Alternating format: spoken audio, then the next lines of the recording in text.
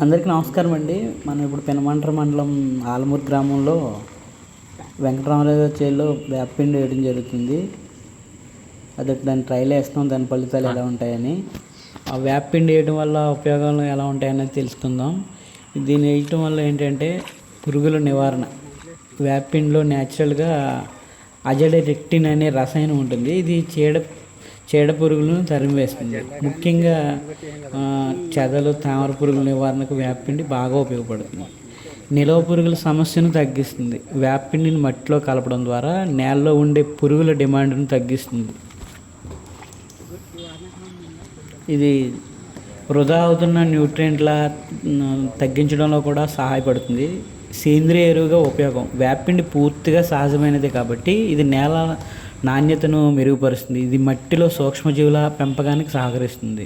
తద్వారా భూసారం పెరుగుతుంది. పంట దిగుబడిని పెంచుతుంది.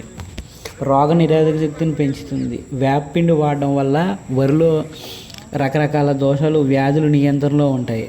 వాడుక విధానం: 50 కిలోల ఎరువుకు 10 నుంచి 15 కేజీల వేపపిండి మిక్స్ చేయడం ద్వారా మంచి ఫలితాలు పొందవచ్చు.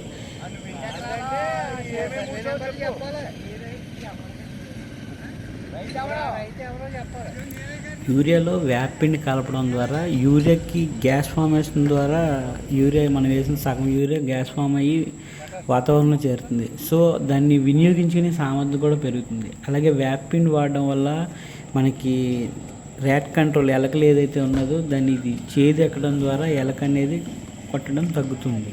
సో ఆ రకంగా ఎలకలను కూడా నియంత్రించవచ్చు. అలాగే వరిలో వచ్చేటువంటి కూడా దీనికి పురుగులు, మవ్వు పురుగు అన్నీ నియంత్రించబడతాయి కాబట్టి దాన్ని కూడా మనం కంట్రోల్ చేసుకోవచ్చు.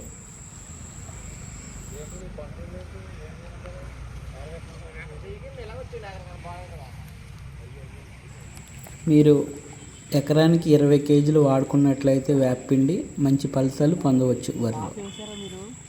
Thank you.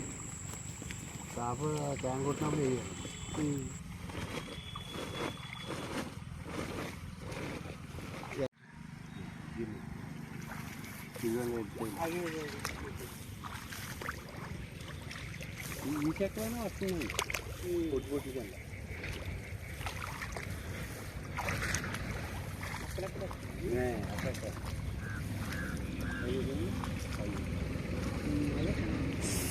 సల్ఫర్ వ్యాధి అంటారు, అది కదండి? సల్ఫర్ కదండి.